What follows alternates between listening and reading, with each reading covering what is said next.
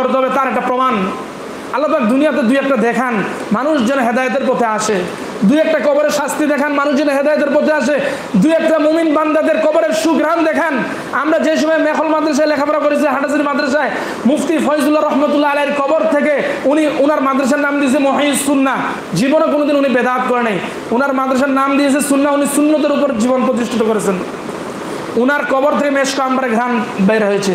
আমরা তখন হাটাজারি মাদ্রাসায় পড়ি, ওনার মাদ্রাসায় আমরা গিয়েছিলাম। হাজার হাজার মানুষ, দেশান্তর থেকে মানুষ, বিদেশ থেকে আসে ঘ্রাণ নিচ্ছে দীর্ঘদিন যাবত।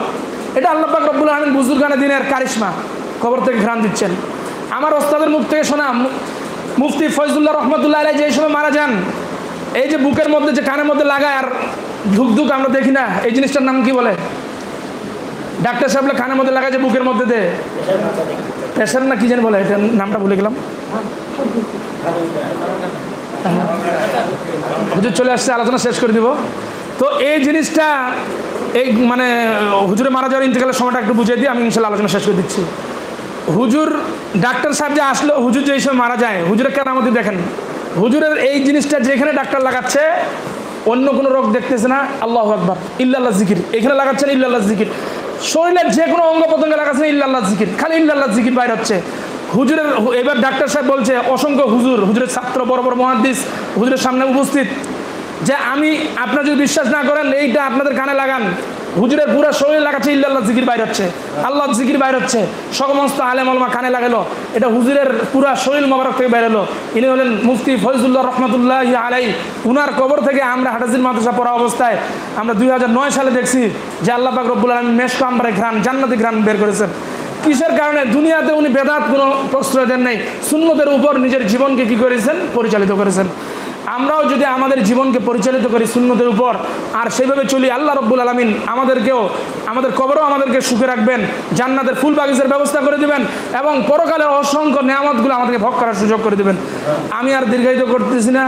আমাদের মেহমান দিনাজপুর শহর থেকে চলে আসছেন, মেহমানকে কষ্ট না দিই। আপনারা সকলে আমার জন্য দোয়া করবেন।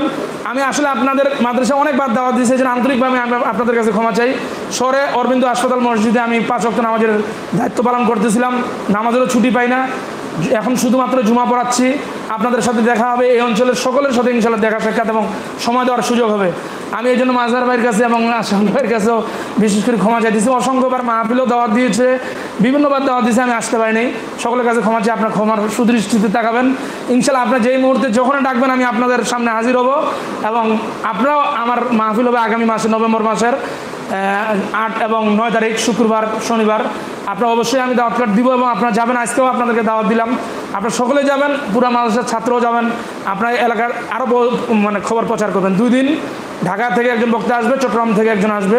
আপনার সকলকে আমি দাওয়াত দিলাম, আপনারা সকলে যাওয়ার চেষ্টা করবেন ইনশাআল্লাহ। যাবেন তো ইনশাআল্লাহ? ইনশাআল্লাহ। আর বিশেষ করে আমার জন্য দোয়া করবেন, আল্লাহ পাক যেন আমাকে সুস্থ রাখেন এবং দিনের উপর অটল রাখেন।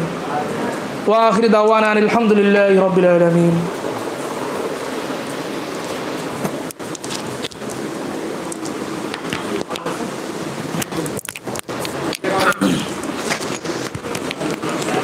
আলহামদুলিল্লাহ, অসংখ্য মোবারকবাদ মাওলানা সাদিকুল ইসলাম ভাইকে।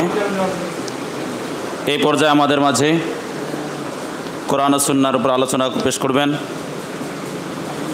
ঐতিহ্যবাহী দ্বীনি শিক্ষা প্রতিষ্ঠান,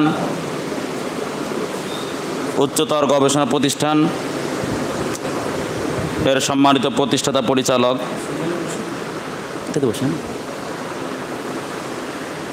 মুফতি আব্দুর রাকিব সাহেব।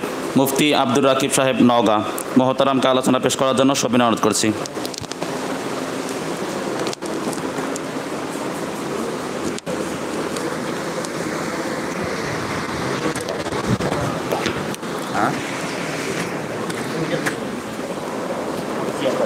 সুবিধা হবে, এটা তো সুবিধা হবে।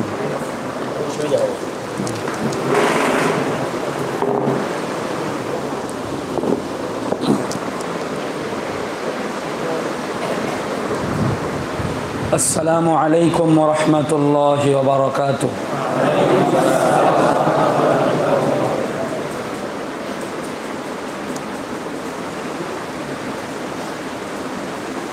الحمد لله الذي رفع السماء بقدرته وتحى الأرض بمشيئته وخلق الخلق